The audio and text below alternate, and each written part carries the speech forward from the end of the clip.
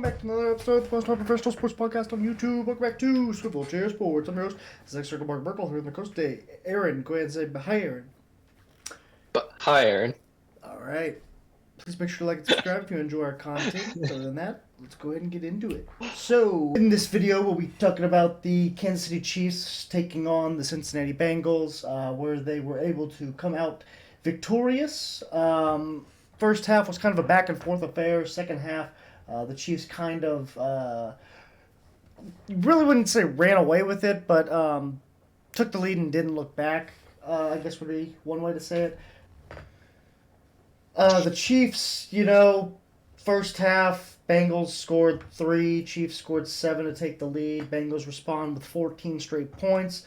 Chiefs come back with 6 straight to cut the lead to 4 at halftime, where the Bengals led 17-13.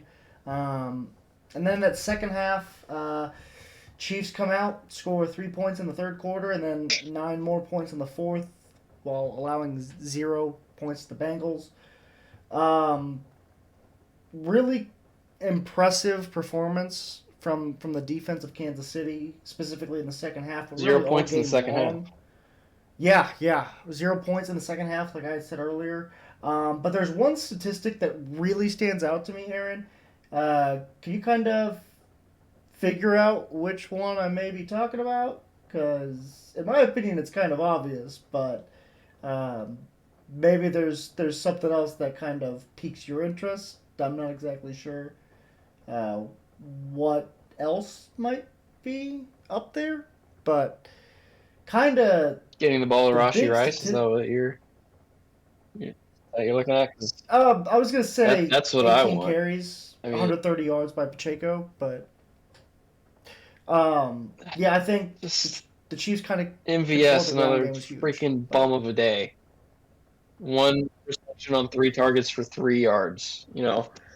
I thought we were supposed to get Richie James and Justin Ross more involved, but I think I saw them both out there like twice, other than Richie James and punt and kick return, which why the fuck he fielded a punt in the end zone is beyond me, and that needs to never happen again. Yeah, I think it's like the third time it's happened in 40 years. At least he didn't yeah. So, but yeah. But at least Rashee Rice is showing to be a bright spot. 5 receptions, 127 yards. His first real downfield catch, a long reception of his career. So that's promising to see. But other than that, struggled to find the end zone. That sucks. Yeah. But defense did what it's done all year for the most part, and won this game. Kept us in the game. Yeah. Defense, another bright spot. You could have said that about a ton of Chiefs games this year. This one right up there with some of the best ones the defense have played probably all year. And then Isaiah Pacheco. He had one of the best games of probably his entire career. He was a freaking animal out there. Yeah. 18. Love to see it. I love to see it. Yeah.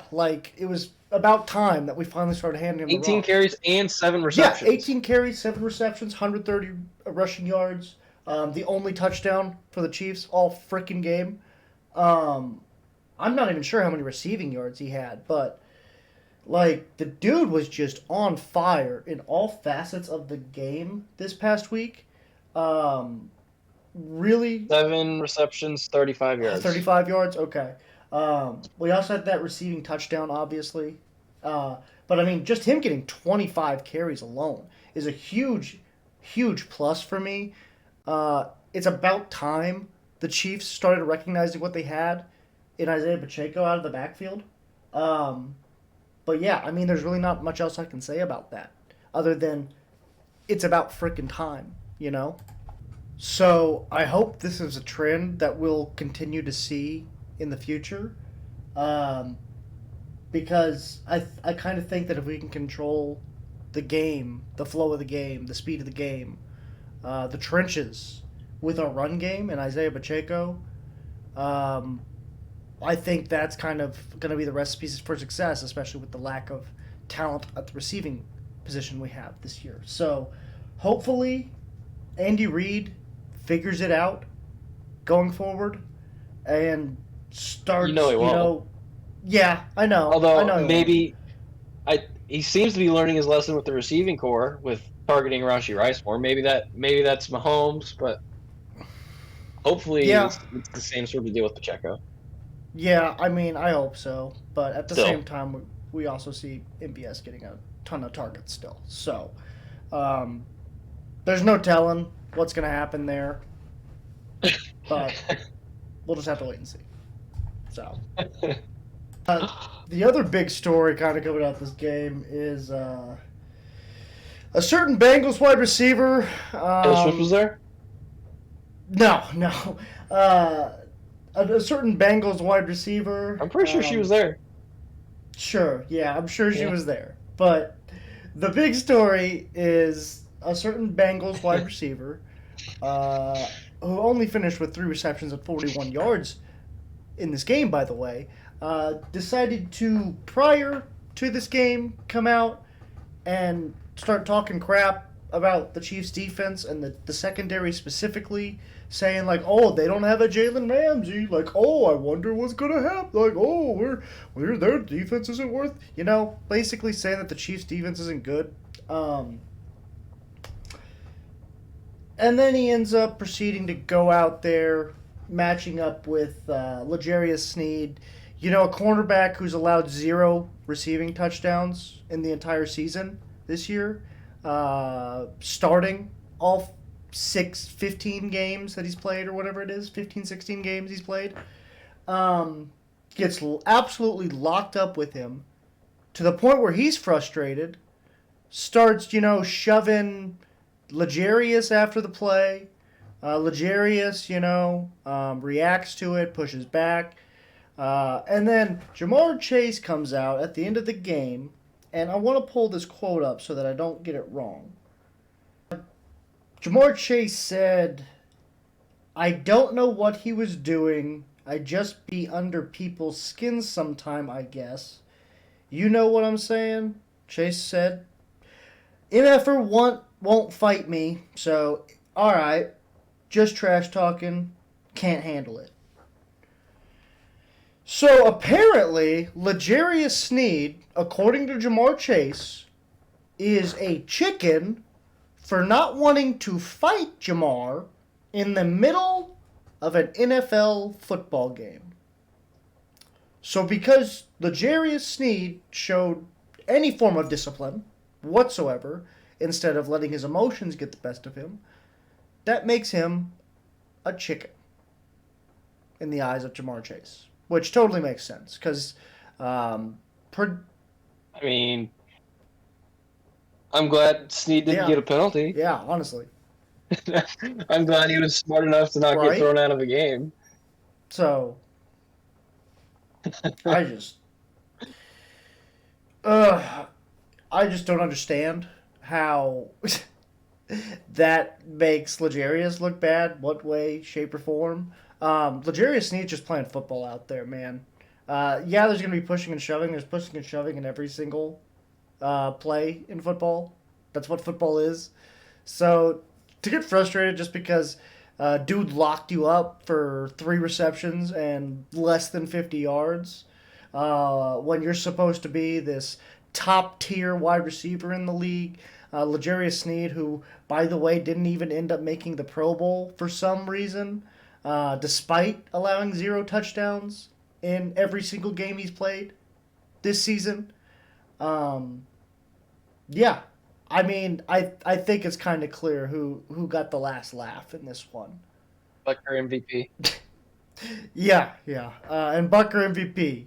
He did, after all, score all but Hey, we might 6 be like the points. Steelers. Oh, yeah. You mean like win with our defense, or because our defense is incredible. I don't know if it's that good, but Hey, you remember that Chiefs game where we lost to the Steelers without giving up a touchdown? yeah, I remember the Chiefs game where we lost in the playoffs to the Steelers and basically just Yeah. Boswell. Uh, yeah, we've been through some rough times, man. We've been through some rough times. Um, it's not always been peaches and cream over here in Kansas City, all right? I mean, we've had some dark days in our time, too. Okay? D Ford offsides. Yeah, D Ford offsides. That's one. The blown. The blown the blown leads to the Indianapolis Colts. Yeah, that one game where we only punted once and lost. Yeah, to the Colts. the other game to the Colts where we only That was punted fun. once and lost. They always ate our lunch with Peyton Manning. We blew a 35-point lead to the Blew a Colts. 35-point lead. Marcus Mariota throwing the touchdown pass to himself. I mean, you could go on. Yeah, that was fun. Yeah, that was great. You can go on and on. And then before the Andy Reid era, I mean, it was even worse. I mean, we had all those years where we were struggling to win more than 6 games a season. With, freaking Brody Croyle and Tyler Thigpen at quarterback, Todd Haley as head coach. I mean, there was a season where we didn't have a single receiver on the team score a freaking touchdown all season, and we had Dwayne Bowe, who wasn't a terrible receiver at the time, mind you. Like, Dwayne Bowe was, You remember that play actually where pretty decent. he didn't even try to catch it; he just let the ball go over his head. Yeah, I remember that play like it was yesterday. Sometimes he had a little bit of an effort problem, but he was a good receiver, and yeah, whole season, he didn't catch a touchdown, and neither did any of the other receivers on the team. It was a travesty, and those were the years with like Jamal Charles. We were wasting Jamal Charles' career at this time, Aaron. Like, this is a crime what we did back then. In the 2000s and early 2010s before Andy Reid. Gosh, good bless Mahomes, man. Before Mahomes came to town, this place was a disaster. The Chiefs were a dumpster fire of a franchise for the last 2 decades beforehand. I remember going to games and seeing fire Carl Peterson signs all over the place. Romeo Crennel was the head coach. Bless his soul. I love the man. He's a great dude. Terrible head coach, at least at the time. Oh my goodness, man. It was like, y'all think it was all peaches and cream in Kansas City. Absolutely not. It has been for maybe the last 12 years since Andy showed up. But before then, yeah, back when we had Herm Edwards, it was miserable. It was absolutely miserable. And it's not like we had a baseball team to watch at the time to, entertain us. They were awful too. They were just as dog shit as the Chiefs were. It was a terrible time to be a Kansas City sports fan. My goodness. We earned this, damn it. We deserve this. We went through hell for years. Playoff choke after playoff choke. Gosh.